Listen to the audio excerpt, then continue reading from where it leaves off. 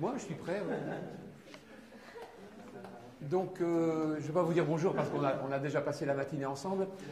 Je vais juste cadrer un petit peu l'intervention que je vais vous faire et faire le lien justement entre ce qu'on a vu ce matin et l'exercice principal qui vous attend cet après-midi. Et comme vous êtes presque toutes et tous impliqués dans la formation, l'encadrement, que la créativité et l'innovation vous intéressent, on a trouvé intéressant de vous montrer un petit peu comment ici à l'université, on essayait de passer de la créativité à l'innovation. Donc il n'y a pas de définition parfaite, mais juste pour que vous compreniez les termes qu'on va utiliser, on a des méthodes de créativité, donc vous allez voir un peu comment on les stimule, des méthodes de créativité qui nous permettent d'avoir des idées, de chercher ensemble des idées par du travail collaboratif, par du coworking, ce qu'on appelle aussi de l'intelligence coélaborative. Et là, ça produit des idées. Tiens, si je faisais un cours différemment, si j'enseignais différemment à mes étudiants. Ça peut être enseigné aussi à des adultes, ça peut être enseigné en présentiel, ça peut être enseigné à distance. Et à partir de cette créativité, à partir de ces nouvelles idées, on va expérimenter et prototyper. Et donc je vais vous montrer une expérimentation, un prototypage assez décapant. Donc je vous préviens déjà, il y a des choses qui vont vous surprendre. C'est certain que vous ne pourrez pas tout croire non plus, mais tout est vrai. Et vous verrez dans cette expérience, dans ce prototypage, sur une expérience, c'est l'une parmi une vingtaine d'expériences. Hein. Je suis loin d'être le seul professeur à prototyper de cette manière-là. Vous montrer comment, de la créativité au prototypage, on peut arriver à l'innovation. L'innovation, c'est-à-dire peut-être ancrer ces nouvelles méthodologies dans des programmes, des nouvelles façons d'échanger, c'est-à-dire par rapport à des besoins, par rapport à l'utilité de certaines choses. Donc vous allez bien faire le distinguo entre la créativité, le prototypage et l'innovation. Pour être innovant, pour créer de l'innovation, peut-être qu'au départ, il faut avoir des idées, comment on les trouve, et puis les expérimenter. Essayer, se planter, recommencer. Voici donc un prototypage incroyable qui existe depuis 2 ans. Donc ça se passe dans un cours de génétique en 3e année de licence. Donc c'est un cours que je fais déjà depuis 20 ans ou 22 ans, je ne sais plus exactement. Et puis il y a 2 ans, peut-être à force de travailler avec des entreprises, à force de travailler sur des exercices de ce type-là, j'ai réuni mes étudiants que je ne connaissais pas d'ailleurs un mois avant les cours et je leur ai dit voilà, moi je suis votre nouveau prof de génétique, c'est moi qui vais vous enseigner la génétique au 2e semestre. Donc on va apprendre des tas de choses sur les chromosomes, les mutations, l'hérédité, des tas de choses intéressantes. Est-ce que vous avez envie, est-ce que vous pensez peut-être que je vais vous faire cours normalement? Ça fait des années que je fais cours normalement, vous voyez, vous êtes tous devant moi, alignés, en général les bons devant, les moyens au milieu, et au fond les étudiants qui n'aiment pas la génétique, parce que j'imagine que dans d'autres matières, vous disposez différemment. Alors les étudiants ne savaient pas trop bien quoi répondre et je leur ai dit ce que je peux vous proposer éventuellement c'est des méthodes innovantes, des méthodes nouvelles, par exemple la classe inversée, qui permettent d'éviter d'apprendre par cœur et d'emmagasiner. Parce que dans une méthode classique, je vais vous envoyer toute ma science, je vais vous apprendre tout ce que je sais pendant des heures et des heures, vous allez apprendre, ingurgiter.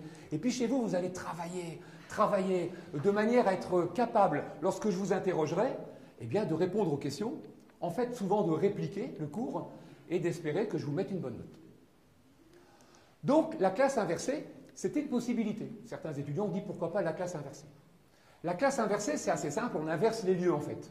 C'est-à-dire que vous faites les cours à la maison et on fait les devoirs en classe. Donc, dans la classe inversée, nous la pratiquons aussi à l'université. Nous donnons aux étudiants le programme, les livres, les connaissances, ça peut être des CD-ROM, ça peut être aussi des liens sur Internet. En tout cas, tout est organisé, ils savent exactement ce qu'ils doivent apprendre. On a même depuis cette année, en fac de droit, inversé toute la première année de droit. Donc une première expérimentale, les 500 élèves en faculté de droit chez nous suivent les cours en classe inversée. On pourrait presque dire en amphi inversé. Et puis les devoirs à la maison, c'est une fois que vous arrivez en cours, vous connaissez votre cours, et moi je joue le rôle de l'oncle, du grand frère, du papa, de la maman, pourquoi pas. Et je vous aide à faire vos devoirs. Ce que vous n'avez pas compris à la maison, nous travaillons. Alors les étudiants étaient assez intéressés, certains m'ont dit oui, mais la classe inversée, on en fait aussi déjà. Donc sentant tout ça perplexe, je leur ai dit, écoutez, moi je vous propose autre chose. Je vais vous proposer la classe renversée. La classe renversée, le do it yourself. C'est très simple, il n'y a qu'une seule chose à retenir. Je ne fais plus rien. Et vous faites tout. Vous faites les cours, vous construisez les plans, vous allez chercher de l'information, je ne vous dis pas où, je ne vous donne aucun document. Vous allez chercher de l'information où vous voulez, même dans des livres si vous voulez. Vous écrivez les cours, vous les construisez, vous allez les expliquer au tableau, vous allez vous les échanger, vous allez apprendre ces cours, vous allez contrôler vos connaissances, vous allez écrire les questions, faire les interrogations surprises, écrire les sujets d'examen, faire les barèmes, vous distribuer les copies, remplir les copies, ramasser les copies, corriger les copies, remplir les notes, me donner les notes. Alors, 40 étudiants, troisième année, m'ont dit Yann, mais vous, qu'allez-vous faire? Moi, je ne fais plus rien. L'un d'entre eux m'a même dit et on sera payé pour ça? Alors, je leur ai dit on va déjà voir la qualité du travail. Donc, voilà, le do it yourself. Je vous fais entièrement confiance. Vous êtes une quarantaine, ça fait à peu près 80 hémisphères cérébraux. Moi, je suis tout seul, j'ai plus d'expérience. Mais vous allez m'enseigner la matière. On va inverser les choses. Beaucoup plus loin que la classe inversée, renversons les choses. Une idée créative, encore fallait-il la prototyper avant d'en faire une innovation. Pour cela, j'ai proposé aux étudiants de transformer la classe en entreprise. J'ai dit on va créer une start-up. Donc je vais devenir le directeur général, je vais créer une start-up et on va créer des business units. Donc par équipe, vous allez produire de la production. C'est une start-up industrielle, c'est de l'industrie de la connaissance. Donc on va produire de la connaissance. À chaque équipe, charge de construire des chapitres. Une équipe travaillera sur les chromosomes, une autre sur les bactéries, une autre sur les mutations. Je leur donne juste les titres des chapitres, parce qu'il faut respecter le programme, et après, libre à eux de travailler avec leurs propres fournisseurs, clients, collaborateurs, une certaine liberté. Donc, la start-up est créée, nous transformons la salle, donc ce n'est plus un amphi, ce sont des grandes salles, avec des tables. Chaque équipe dispose d'un lieu pour travailler, et puis d'ordinateurs que l'on donne aux étudiants, mais leurs propres ordinateurs. Donc mes étudiants arrivent dans l'entreprise le matin, il n'y a pas encore de pointage, mais ils arrivent dans l'entreprise avec leur propre matériel. C'est très compliqué d'arriver dans mon cours sans téléphone, sans tablette, sans ordinateur. On vient avec du matériel, on vient aussi avec des livres, et puis on va produire de la connaissance. Pour cela, donc l'espace est assez large, moi je me promène dans l'entreprise et je vais m'arranger pour que les unités produisent et qu'elles livrent. Donc il y a des livrables, il y a des délais de livraison, il y a du conditionnement, il faut mettre tout ça sur Internet, tout ce qu'on construit, il faut le travailler, il faut le produire, il faut raffiner, et il faut échanger, communiquer. Dans chaque équipe, je me suis arrangé pour que les étudiants soient de niveaux différents. Donc pour faire des équipes, je dirais, capables de produire les chapitres, j'ai fait un certain casting. Donc les équipes ne sont pas faites au hasard. Les étudiants sont répartis selon une méthode qui est la méthode de la FIFA. La méthode de la FIFA, je parle de la méthode pour organiser les groupes, la méthode donc pour écrire les tableaux de qualification. Je ne connaissais pas du tout ces étudiants, donc j'ai discuté avec ma collègue qui les connaît depuis 1 an ou 2, parce qu'elle les a en cours en première et deuxième année. Moi, je les ai en troisième année. Et comme j'avais 40 étudiants, j'ai pris 40 petits bouts de papier, j'ai écrit leurs noms, et il fallait faire 6 groupes, 6 unités de production. Je leur ai dit, ben voilà, parmi tous ces petits bouts de papier, où sont le Brésil, l'Argentine, l'Italie, les winners. Donc on a pris les noms des 6 étudiants les plus forts, d'un point de vue académique. C'est-à-dire, il n'y a pas de jugement. Ce sont les étudiants qui ont les meilleures notes. Ceux qui réussissent bien, qui savent apprendre, qui comprennent vraiment bien les cours. 6 étudiants. Ensuite, dans le groupe récent, j'ai dit maintenant quels sont les moins bons. Les étudiants qui ne viennent pas en cours, qui ont du mal et qui ne comprennent pas, qui redoublent, qui triplent. Enfin, ceux pour lesquels, visiblement, la génétique n'a aucune chance d'intéresser. Donc on a pris 6 étudiants, 6 bons, 6 moins bons, 6 bons, 6 moins bons. On a alterné. Et ensuite, lorsque j'ai eu mes 6 groupes, on a désolidarisé les copains, les copines, les binômes, ceux qui se connaissent, de manière à casser toutes les affinités. Finalement, quand mes étudiants se sont retrouvés le premier jour en cours, ils étaient par équipe et leurs meilleurs amis étaient dans les autres équipes. Et dans chaque groupe, il y avait des étudiants plus ou moins bons en génétique. C'était intéressant pour la suite du travail, je vais vous le montrer, surtout pour la communication. En fait, le fait d'avoir cassé comme ça les affinités, ça a permis pendant toute l'expérience que les groupes communiquent de manière performante entre elles, puisqu'il y a beaucoup de porosité entre les équipes.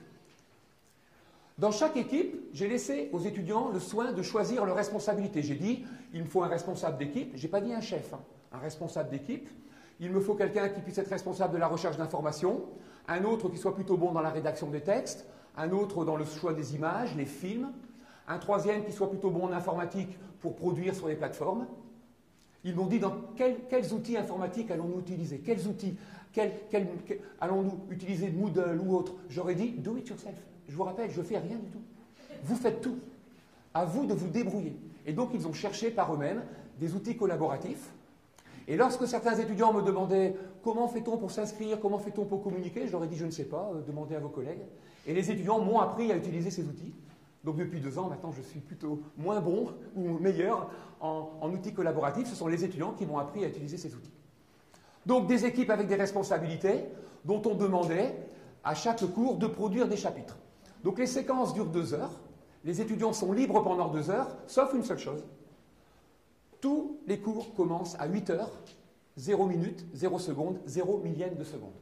Donc on est obligé d'arriver en cours à l'heure. Parce que le premier quart d'heure, dans le premier quart d'heure, il y a des séquences interactives avec des QCM inversés, avec des interrogations intelligentes, avec des opérations de tricherie obligatoire, du benchmarking dans d'autres équipes, avec des interrogations renversées, avec des tableaux tournants.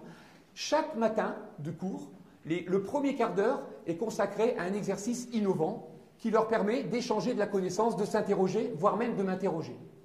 Et puis au bout d'un quart d'heure, ils sont libres, ils s'organisent, et c'est seulement dans les 5 dernières minutes de cours que je vais faire une enquête, puisque ma start-up est ISO 9001, donc j'ai du contrôle qualité, et les cours se terminent tout le temps par des enquêtes de satisfaction. Donc à la fin de chaque heure de cours, tous les 2 heures, les étudiants ne peuvent pas sortir de ma classe sans me donner les points positifs et les points négatifs de ce qu'ils ont vécu pendant les 2 heures. Et ils sont obligés de me donner à chaque fois autant de points négatifs que de points positifs. Donc ils ne peuvent pas dire j'ai aimé ou je n'ai pas aimé, ils doivent donner la liste de ce qu'ils ont aimé et de ce qu'ils n'ont pas aimé. Ce qui me permet moi de traiter les informations, de le publier sur un blog, et tous les soirs ou les lendemains, ils ont les résultats de la satisfaction globale. Et non seulement eux ont les résultats, mais tous les gens qui se connectent sur Internet, en France, en Navarre ou ailleurs, il suffit de parler français, peuvent se connecter et suivre l'expérience en ligne. Autre chose, c'est que puisque c'est une entreprise et qu'ils sont par équipe, je les paye. Donc ils ont un salaire. Donc je les paye en points. La première année, je les ai payés en points, des notes sur 20, collectives. Tout le monde a la même note. Donc lorsqu'un groupe me produit quelque chose, si c'est de bonne qualité, tout le monde a 14 sur 20, même celui qui n'a rien fait. Et si quelqu'un est meilleur et qu'il mériterait 18 ou 19, il a 14 sur 20. Toute l'équipe a le même salaire, en points. Et puis je donne des bonus, en fonction de certains respects, en fonction de certains comportements. Il y a beaucoup d'exercices que je n'ai pas le temps d'expliquer. Ils ont des bonus. Donc si vous êtes dans une équipe qui vaut 14 ou 15 et que vous travaillez plus, vous pouvez avoir 16, 17 ou 18. Il n'y a aucun point retiré. Jamais je retire de points. Personne n'a jamais 0. C'est-à-dire que quand on vient dans mon entreprise, on ne peut que gagner des points. Ça, c'était l'année dernière. Cette année, j'ai supprimé tous les points. J'ai changé la monnaie. Je ne donne plus de notes sur 20, je donne des scores. C'est-à-dire qu'un étudiant ou un groupe qui me fait un petit travail, 5 points, un travail moyen, 15 points, un bon travail, 22 points, un très bon travail, 50 points, un travail exceptionnel, 350 points. Ça, c'est intéressant puisque j'ai transformé les points en capital. À chaque fois qu'ils produisent des choses, ils ont du capital. Figurez-vous que ça intéresse beaucoup les étudiants de ressortir du cours plus riches qu'en étant entrés, mais pas tous les étudiants. Les très bons étudiants, ceux qui savent bien apprendre, réciter, qui ont des bonnes notes, n'aiment pas du tout ce système-là. Parce que pour eux, une note, c'est une note. Si je vaux 14 sur 20, c'est que je comprends mieux mon cours que quelqu'un qui vaut 10. Et donc, je fais la différence entre moi qui vaut 14 et mon collègue qui vaut 10. Alors que quand j'entre dans votre cours et que j'ai 50 points, si mon collègue a 25 points, j'ai l'impression d'avoir mieux travaillé que lui. 50, 25. Mais si en sortant du cours, je suis passé de 50 à 55 et que lui, il est passé de 25 à 125, j'ai du mal à me situer par rapport à lui. Donc, il y a aussi des choses que l'on observe en créant des choses nouvelles, c'est que ça ne peut pas satisfaire tout le monde. Donc, ça peut satisfaire les uns, mais pas forcément les autres. Parmi les méthodes les plus innovantes qu'on a utilisées, il y a celle des tableaux tournants. Celle-là, on l'a utilisée en entreprise, on l'a utilisée avec des professeurs, des enseignants, avec les étudiants. Elle est hyper performante. Je vous la conseille quand vous voulez résoudre des problèmes. C'est une méthode qui permet en un quart d'heure d'être terriblement efficace. Exemple. Je me promène dans l'entreprise et je m'aperçois que la majorité de mes étudiants n'ont pas vraiment compris comment la molécule d'ADN se divise. Et ça, c'est un fondamental. C'est impossible de comprendre la génétique si vous ne comprenez pas comment une molécule d'ADN se divise. Par la méthode classique, je réunissais mes étudiants, je leur disais, voilà, j'ai un quart d'heure, je dois vous expliquer un fondamental, je vais vous expliquer pendant un quart d'heure comment la molécule d'ADN se divise. Et j'ai une craie, un crayon, un PowerPoint, et je pars dans mon explication. Les étudiants écoutent, et quand je me retourne au bout d'un quart d'heure, j'efface ce tableau, je leur dis, qui est capable de m'expliquer comment la molécule d'ADN se divise? À part 2 ou 3 qui sont captés, le 4e ou le 5e qui adore la génétique, d'autres qui ont un peu lâché pendant l'explication, sans parler de ceux qui avaient lâché dès le début, au bout d'une minute, sachant qu'un quart d'heure sur la molécule d'ADN qui se divise, c'est pas forcément joyeux. Eh bien, le résultat n'est pas efficace. On a un peu tous perdu notre temps. Donc, je pose la même question. Comment la molécule se divise? 6 tableaux, 6 équipes. Les équipes sont connectées et je vous donne 5 minutes pour me faire un schéma. Au bout de 5 minutes, toutes les équipes remplissent des tableaux. Sont connectés. Et j'attends même pas 5 minutes. C'est-à-dire qu'au bout de 3 à 4 minutes, je leur dis stop, posez vos crayons. Et on fait une rotation. Changez tous de tableau. Et chaque équipe permute avec l'équipe voisine. Et je leur dis maintenant, continuez le travail, mais sur le schéma qui a été commencé par une autre équipe. Et je refais ça, la même chose, au bout de 3 minutes. 3 minutes, 3 minutes, 3 minutes de rotation. 3 fois 3 faisant 10, hein, bien sûr. Au bout de 10 minutes, en comptant les échanges, je demande aux étudiants, quel est celui des 6 tableaux qui vous semble le mieux, le plus complet? En même temps, je regarde. Ils me disent celui-ci, plutôt bien. OK. On se dirige vers le tableau qui a l'air de les satisfaire, et je leur dis maintenant, il ne me reste plus que 5 minutes pour compléter. Donc je me retrouve devant un tableau qui a été co-construit par 3 équipes, et je leur dis, ici c'est bon, OK, là ça marche, très bien, là une erreur, là une deuxième erreur, et il manque 2 choses. Il manque cette chose et celle-ci. Je retourne le tableau, un quart d'heure, et je leur demande, qui est capable de m'expliquer comment la molécule d'ADN se divise, et je lui donne 25 points. Et là, les 40 doigts se lèvent. Les 40 doigts se lèvent, et on a passé un quart d'heure. On a passé seulement un quart d'heure, mais ils ont co-construit la réponse à la question que l'on se posait.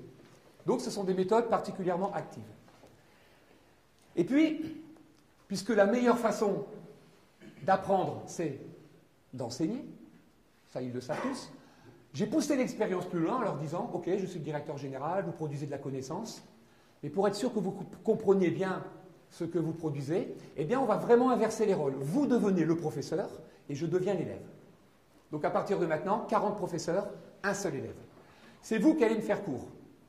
Donc, on prend des séquences d'un quart d'heure et je me promène dans une unité de production. Et là, je dis à l'unité de production, expliquez-moi comment la bactérie est infectée par le virus et comment le virus se multiplie dans cette bactérie.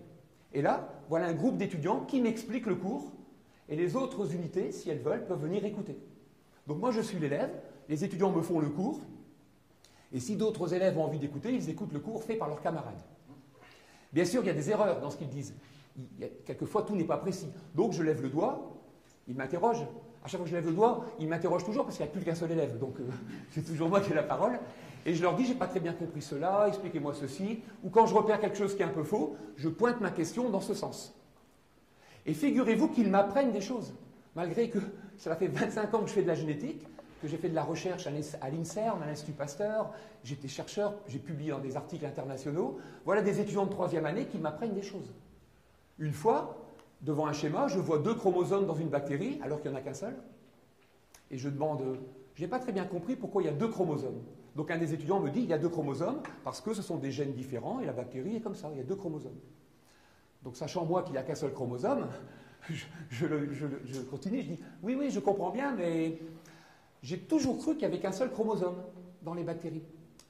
Et pour les aider, je leur dis, peut-être que c'est le chromosome qui se duplique juste avant que la bactérie se divise, parce que ça existe. Avant que la bactérie se divise, elle double son chromosome. Je pensais avoir trouvé la bonne réponse. Et ils me répondent, non, pas du tout, regardez bien, monsieur. Il y a un grand chromosome et un petit. Donc ça ne peut pas être le chromosome qui se divise. Ah, effectivement, il y avait un grand et un petit. Et là, je me dis, ils ont trouvé quelque chose, ou alors ils se sont complètement trompés. Et là, pendant qu'on réfléchissait, l'un des étudiants, devant les autres, explique, oui, vous avez raison, il n'y a qu'un seul chromosome dans les bactéries, mais sachez qu'il y a 2 ans, une équipe américaine, près de New York, a montré que dans 32 souches, il y avait 2 chromosomes, un grand et un petit. Et ils m'apprennent la connaissance. Donc j'apprends de mes étudiants. Ce qui me permet d'ailleurs, quand je retourne dans un amphi de médecine, avec 500 élèves devant moi, où là c'est un cours normal, de leur dire, Mes chers étudiants en médecine, sachez bien que toutes les bactéries ont un chromosome, il y a des Américains, il y a 2 ans, qui ont montré que dans certaines souches, et là j'entends un étudiant dans l'amphi, ça c'est un prof. Un chercheur, dans son laboratoire, il est toujours proche de l'actualité. Donc, les étudiants m'apprennent des choses, je leur apprends des choses, et en poussant plus loin, eh bien, je leur dis, ben, faites-moi travailler. Donc, ils m'interrogent. Il n'y a plus qu'une seule personne dans ma classe qui a des devoirs à la maison. Donc, je suis le seul à rentrer chez moi avec des devoirs à faire. Donc, les étudiants préparent des questions, ils me donnent du travail pour le week-end ou pour le soir, et chez moi, en travaillant, au lieu de passer 1 heure à corriger des copies, si ma femme me dit tu corriges encore des copies, non, je ne corrige plus de copies, je fais plus cours, je fais mes devoirs, parce que demain j'ai une interro. Donc je fais mes devoirs, et le matin, des cours, les étudiants m'interrogent, ils peuvent me faire des QCM, ils peuvent m'interroger, ils me mettent des notes, ils me mettent des annotations, et mes bulletins, qui vont se construire, parce que c'est en construction, sont publiés. L'année prochaine, au lieu de faire signer mes notes par mes parents, eh bien, je les mettrai sur Internet et puis vous pourrez voir si je progresse en génétique. Alors, quand je demande aux étudiants qu'en pensez-vous, ils me disent on ne savait pas que c'était si difficile de construire les cours, de les apprendre et d'interroger un professeur. Le fait d'enseigner et d'interroger, ça nous apprend les choses. S'ils me posent des questions, ils sont obligés de se creuser. Par exemple, si un groupe d'étudiants me pose une question très bien travaillée, exemple, à l'aide d'un tableau, en utilisant des exemples, comparer les mécanismes enzymatiques de telle enzyme avec telle autre enzyme. Je vois l'exercice très bien fait, moi je réponds super bien. Travail, je rends du travail. Et souvent j'ai 5 sur 5, 10 sur 10, j'ai une bonne note. Par contre, si un autre groupe d'étudiants à 5 me dit, pour demain matin, expliquez-moi pourquoi un virus est capable d'affecter une bactérie. Alors je me dis là, ils ne sont pas trop foulés. Voire une question du genre, à quoi sert l'ADN ? Donc, quand la question n'est pas très travaillée, je réponds « je ne sais pas ». Ou je réponds de réponse fausse. L'ADN, ça sert à la bactérie à s'envoler au-dessus des arbres et à rencontrer des... Et là, souvent, j'ai 0 sur 5, 0 sur 10, 1 point. Sauf que quand ils me corrigent, ils me mettent des notes, des annotations, peut mieux faire, doit apprendre ses cours, mais ils doivent me donner le corrigé. C'est-à-dire que le travail qui n'est pas fait en amont est fait en aval. Donc, soit vous faites le travail avant et je réponds bien, j'ai des bonnes notes. Plus vous bossez, plus j'ai des bonnes notes. Moins vous bossez, moins j'ai des bonnes notes. C'est en fait ce que les étudiants disent à des profs normaux. Mais moi, j'ai inversé les choses. Voilà. Et pour les examens, nous avons créé cette année quelque chose d'incroyable pour dire qu'on peut continuer. L'année dernière, j'avais gardé le même type d'examen parce que l'examen est en convention avec l'université publique. Donc, on ne peut pas faire n'importe quoi à l'examen. L'examen, c'est obligatoire, individuel, sans document, contrôle de connaissances. Ça, on ne peut pas y toucher.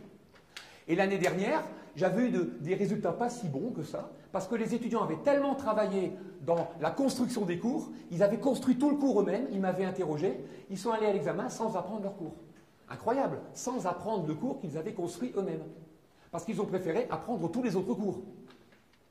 Et donc moi, mon cours, c'est celui qu'ils ont le moins travaillé. Et donc ils ont eu des notes pas terribles. Donc cette année, alors en première session, en deuxième session, en rattrapage, comme ils avaient moins d'épreuves, ils ont travaillé le cours qu'ils avaient construit, ils ont eu d'excellentes notes. C'était la première fois de ma vie l'année dernière que j'avais des meilleures notes à la deuxième session qu'à la première. Alors que d'habitude, c'est jamais le cas. Les bons élèves, première session, et en rattrapage, les moins bons élèves. L'année dernière, ça a été l'inverse. Donc cette année, je me suis dit, on va éviter d'avoir le même échec. Et quand il y a un échec, il faut rebondir de manière à trouver quelque chose de performant. Et là, j'ai trouvé la solution avec eux. Je leur ai dit, écoutez, c'est très simple, vous allez construire tout l'examen.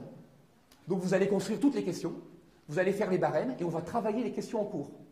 Et donc cette année, les étudiants, par équipe, ont construit toutes les questions de l'examen en équipe. Ils ont construit le barème et on a passé des heures, 1 heure, 2 heures, 3 heures, à travailler avec des tableaux sur les brouillons. Donc moi, le prof, je répondais aux questions des élèves avec eux en faisant les brouillons de manière à avoir la meilleure réponse possible aux questions d'examen. Et le jour de l'examen, quand ils sont rentrés dans la salle d'examen, au milieu d'autres élèves qui passaient des épreuves, alors que le surveillant leur disait « asseyez-vous, attendez l'heure pour retourner la copie », eux savaient exactement tout ce qu'il y avait sous la copie. Ils connaissaient toutes les questions, tous les barèmes, toutes les réponses, tous les brouillons, tout. Et donc quand ils ont retourné la feuille, pas de stress. Je ne peux pas être surpris, puisque c'est moi qui ai fait l'examen. La seule différence, c'est que ensemble, on a construit 5 à 6 grandes questions de synthèse et une cinquantaine de petites questions de fond. et ils ignoraient laquelle des questions de synthèse ils allaient avoir le jour d'examen et laquelle des 50 questions. C'était la seule inconnue. Laquelle des questions de toute la préparation allait tomber. Et l'autre différence, c'est qu'ils étaient cette fois-ci tout seuls, sans document, à devoir répondre à cette question. Est-ce que je suis capable tout seul, sans document, de répondre à une question qu'on a travaillée en groupe il y a 15 jours, 3 semaines, 1 mois ou 2 mois? Et là, les notes ont été correctes. Pas meilleures qu'avant, mais des bonnes notes. C'est-à-dire que dans cette innovation, l'examen a servi non pas à contrôler les étudiants, ils connaissaient tous leurs cours avant de rentrer dans la salle d'examen. Donc moi, j'ai 40 étudiants qui rentrent dans la salle d'examen, ils connaissent leurs cours. L'examen a servi à construire le cours. L'examen a été transformé et a servi à construire le cours. Et pour construire cet examen, pour construire le cours, on a même inventé le devoir surveillé, non surveillé, qui ne s'arrête jamais. Donc c'est comme un devoir surveillé, un DS, mais il n'est pas surveillé, donc c'est un D. Il n'y a pas de S. Les étudiants rentrent, 1 heure de D. Ils sont par 6 équipes, je leur donne des questions. Ils ont 6 questions importantes à préparer et ils sont connectés. Et pendant 1 heure, ils répondent à la question. Ils ne connaissent pas la réponse, mais ils répondent à la question. Et au bout d'1 heure, tout le monde sort, l'épreuve est finie. 1 heure, connectés. Et ils écrivent sur un Google Doc partagé, un document partagé. Et moi, je leur dis, c'est bien, vous pouvez partir, je corrigerai vos copies. Donc, je vous mettrai des notes sur 20 en fonction de la réponse. Quand est-ce que vous nous corrigerez, monsieur? Je ne sais pas, ce soir, demain, la semaine prochaine, peut-être dans 15 jours. Vous ne savez pas quand je vous corrige, mais vous aurez une note sur 20. Donc, ils rentrent chez eux. Mais ils rentrent chez eux. La réponse à leur devoir, elle est sur Google, document partagé. C'est-à-dire qu'à tout moment, le soir, en équipe, le week-end, ils peuvent continuer. Ils peuvent continuer à répondre. Et moi, je décide au bout d'1 jour, 2 jours, 3 jours, tiens, j'ai du temps, je vais corriger mes copies. Donc, je corrige mes copies et je mets des notes. Ils ne savent pas que je mets des notes. Je ne leur dis pas. Et donc, quelquefois, j'ai fini, j'ai mis toutes les notes et eux continuent. Le lendemain, le surlendemain, parce qu'il nous reste du temps. Et finalement, un devoir d'1 heure, qui est corrigé quelques jours après, noté, continue à se remplir. Et à la fin, les réponses aux questions sont extraordinaires, complètes. C'est-à-dire que je peux même y retourner, corriger une 2e fois et mettre un bonus, si je veux. La différence, c'est que ce devoir surveillé, non surveillé, est inclus dans le cours. C'est-à-dire tout ce qu'ils ont produit lors du devoir sert à construire les chapitres du cours. Lorsque je regarde ce qu'ils produisent de la matière, ils produisent de la connaissance qui correspond à un travail qu'ils pourraient faire en classe. Voilà. Et la dernière chose, c'est peut-être la plus surprenante, c'est que c'est toujours open entreprise. Pendant tous les temps de séquence, toutes les portes sont ouvertes. C'est-à-dire que toutes mes heures de cours sont affichées dans l'université. J'envoie un mail à une 50aine, 60aine de personnes, et ils savent qu'ils peuvent venir. Donc n'importe qui peut rentrer, sortir dans ma classe. C'est toujours ouvert. Les étudiants peuvent sortir, mais ils ne sortent pas. Ils ont bien trop de travail à faire, mais ils peuvent sortir. Et les gens rentrent. Donc ça m'arrive très fréquemment d'avoir 40 étudiants qui travaillent, et puis 1 prof, 2 profs, 5 profs, record 20 profs, une demi-heure. Je me suis retrouvé avec 40 étudiants, 20 profs. Mais ce n'est pas toujours des profs. Ça peut être des directeurs des études, des administratifs qui viennent voir un peu ce qui se passe, qui se mélangent aux étudiants, qui discutent. Une fois, j'ai eu un prof d'informatique qui s'est installé au milieu d'un groupe et qui a montré à mes étudiants comment rechercher de l'information autrement que par Wikipédia ou Google. Donc, les profs qui rentrent sont sollicités par les étudiants. Un prof de philo, un prof d'éthique, un prof d'anglais. Et puis même, ces profs restent, ils me posent des questions ou ils me font des remarques. Ils me disent, tout à l'heure, l'exercice que tu as fait, tableau tournant, ou bien le QCM intelligent, ça m'a vraiment intéressé, j'ai envie de le tester. Mais pourquoi n'as-tu pas fait tel type d'exercice? Et ils me donnent des idées. Donc les profs qui rentrent enrichissent mon innovation pendant le prototypage. Donc en fait, moi je prototype, j'expérimente. Et les profs qui rentrent, la porosité permet de faire évoluer le cours. Cette diapositive, ce dessin, c'est vraiment le plus important de tout ce que je viens d'expliquer. Et il faudra bien l'avoir en tête, parce que si vous deviez retenir qu'une seule chose de ce que je viens de vous montrer, c'est ça. L'innovation, ça peut venir de la créativité. Mais l'innovation, c'est un endroit où il y a de la transdisciplinarité, du mélange, de la biodiversité. C'est vraiment un endroit où on ne sait plus très bien où on est. C'est d'une richesse extraordinaire. C'est ce que moi je compare souvent à la canopée d'une forêt, le sommet d'une forêt amazonienne. C'est là où il y a la plus grande diversité au monde, en termes vivants. Mais cette innovation, elle n'existe et elle ne fonctionne que si elle repose sur des piliers académiques. Autrement dit, Si vous enlevez tous les troncs des arbres, si vous les coupez et que tout ça, ça tombe par terre, ça finit par mourir, il ne se passe plus rien. Dans une université, comme la mienne, si on fait de l'innovation pédagogique, il faut continuer à faire des cours de maths, de physique, de chimie, à travailler sur les fondamentaux et à articuler l'académique à l'innovant. Dans une entreprise qui a envie de se transformer, hors de question de détruire les business units, les départements, les compétences et les fonctions des personnes. Il y aura toujours une organisation de services, ce qu'on pourrait appeler des silos ou des départements. Et il faut trouver le moyen de brancher l'articulation avec l'innovation. Et donc c'est seulement la coexistence, le travail collaboratif entre les gens les plus innovants et les moins innovants, parce que tout le monde a un peu d'innovation, qui fait que ça fonctionne. Donc il ne faut pas imaginer de transformer totalement. C'est inimaginable de passer toute l'université en classe inversée, en classe renversée. C'est inimaginable de passer toute une entreprise uniquement dans de l'innovation. Parce que vous allez perdre la substance même de l'entreprise. Voilà, la dernière partie est les plus courte, c'est pour vous montrer que tout ça ne sont pas des exemples isolés. Nous travaillons avec des professeurs, donc nous avons créé ce qu'on appelle des communautés apprenantes, c'est-à-dire que nous échangeons nos expériences. En fait, nous avons créé un club de hackers pédagogiques. Donc nous sommes des hackers. Le hacker, c'est celui qui bidouille, qui transforme, c'est celui qui désobéit. Il faut désobéir. La désobéissance. Il ne faut pas toujours respecter les cahiers des charges, il faut désobéir.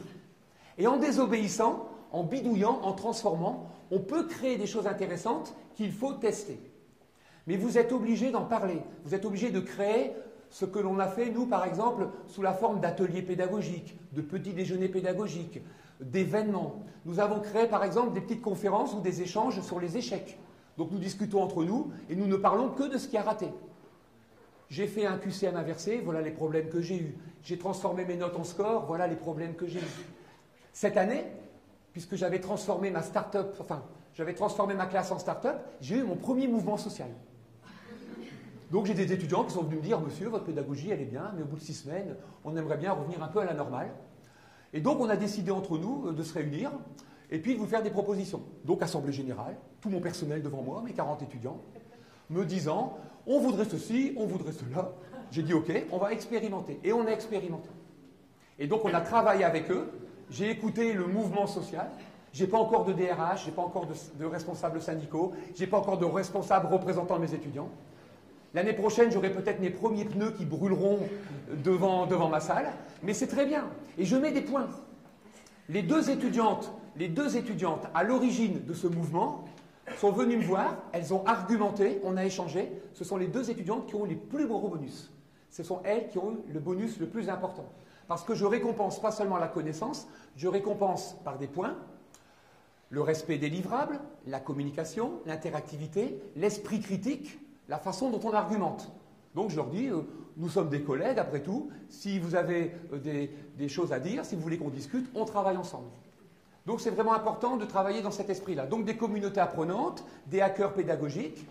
Donc à la fin de mes cours, en fait, qui ne sont plus vraiment des cours, les étudiants écrivent sur les murs, nous écrivons sur les murs, sur des tablettes, nous écrivons sur des tas de supports. Nous avons aussi, par exemple, des cours en commun. Donc ça peut être, par exemple, des cours de génétique, mais ça peut être aussi des cours de droit international. Donc j'ai une de mes collègues qui enseigne le droit international et qui avait un problème d'attention avec ses étudiants. Eh bien, nous avons monté un protocole ensemble.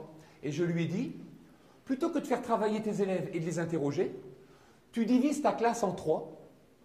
Et le premier groupe fait un travail, le deuxième répond à des questions et le troisième note. Et donc, pendant les 4 heures de cours, un tiers des étudiants produisaient, un deuxième tiers répondait à des questions et le troisième tiers corrigeait. Et donc, des professeurs dans des matières qui ne sont pas le droit peuvent travailler à des protocoles de matières qu'ils ne connaissent pas. Nous avons utilisé beaucoup aussi d'ateliers co-élaboratifs, c'est-à-dire que, par exemple, pour faire les plans des chapitres, quand vous avez une équipe d'étudiants qui doit faire un plan de chapitre, ils ne savent pas faire un plan. Donc nous leur proposons des exercices de carte mentale, des exercices de Word Café, des exercices qui leur permettent de co-élaborer le plan. Donc en même temps qu'ils construisent un plan de génétique, eh bien ils utilisent des méthodes co-élaboratives qui seront peut-être celles de leur entreprise plus tard. Et puis nous allons commencer seulement maintenant, il y a des écoles d'ingénieurs dans notre université qui sont déjà très avancées, Nous allons commencer seulement à fabriquer des Fab Labs, des ateliers de prototypage. Et peut-être que l'année prochaine, je demanderai à mon entreprise de prototyper des objets en 3D. Donc plutôt que de demander à des étudiants « explique-moi comment un chromosome se divise », je lui dirai « tiens, prends des chamallows, prends des spaghettis, prends des Legos et construis-moi une maquette ». Ou alors, mieux que ça, connecter une équipe de biologistes avec un master d'informatique et créer un nouveau module dans lequel les biologistes expliquent aux informaticiens comment les molécules fonctionnent et les informaticiens apprennent aux biologistes à programmer et à imprimer en 3D, avec des imprimantes 3D, les molécules. Donc vous voyez, l'innovation pédagogique, ce n'est pas seulement enseigner différemment, c'est aussi inventer des nouvelles matières. Et donc inventer des matières dans lesquelles vous avez 3-4 profs différents qui aident les étudiants à fabriquer de nouveaux concepts. Un objet aussi qu'on utilise qui est vraiment intéressant, c'est la Wikiradio et la télévision. Donc nous avons construit, c'est très récent, un studio de télévision, un tout petit studio de télévision. Nous avons une Wikiradio dans l'université et les étudiants utilisent ces médias pour réviser. Je vous donne juste 2 exemples. J'ai un prof qui a remplacé, donc un prof en économie, il a remplacé tous ses examens par la création d'une émission de radio. Il dit aux étudiants, vous allez créer une émission de radio sur le cours. Une prof d'espagnol qui a arrêté d'enseigner l'espagnol avec des textes à traduire et à lire, elle a demandé à tous ses étudiants, tous les jours, de faire des flashs d'actualité en espagnol sur tous les sujets qu'ils préfèrent. Et la radio émet en espagnol, et même dans d'autres langues maintenant, des flashs d'information sur le football, la politique, ce que vous voulez. Et elle note la langue et en même temps la qualité de l'émission. Et une dernière chose qui est vraiment intéressante, moi demain, je peux imaginer que mes étudiants, certains d'entre eux, pour avoir leur examen, soient capables de monter une émission de télévision d'une demi-heure avec un débat sur les OGM, avec un débat sur le clonage, avec du fond scientifique. Ils seront notés sur la qualité de l'émission de télé et ils auront un bonus s'il y a de l'audimat. Donc je leur dis, vous faites une émission et si elle intéresse les gens, ça peut être complémentaire. Voilà. Il y a un des documents qui vous permettront, on vous les donnera tout à l'heure, il y a des documents qui permettront aussi, si vous voulez, de voir un peu comment ces écosystèmes innovants fonctionnent, parce que les lieux dans lesquels vous êtes ici, ce sont des accélérateurs d'innovation. Autrement dit, n'attendez pas de l'informatique, n'attendez pas de centres de co-design, n'attendez pas de Fab Lab qu'ils vous trouvent des idées. C'est à vous, à nous, de trouver des idées. Et en trouvant des idées, on peut utiliser ces outils pour accélérer les choses. Et c'est vraiment le mixte entre la technologie, les lieux et la créativité qui amène à l'innovation. Voilà, j'ai terminé, je vais répondre à vos questions. Je vous laisse juste mes coordonnées, parce que si vous m'envoyez un mail pour vous remercier de votre attention, parce que j'ai plus l'habitude de parler devant des gens alignés, en tout cas en cours, eh bien je pourrai vous donner des liens, on pourra vous donner des petits liens. Nous filmons tout ce que nous faisons, nous avons des interviews, tout ce que nous expérimentons, nous le mettons sur des blogs, et vous pourrez découvrir les réactions des étudiants, les interviews, les flashs, et puis j'espère vous en inspirer. Voilà, j'ai terminé et je vous remercie pour votre attention.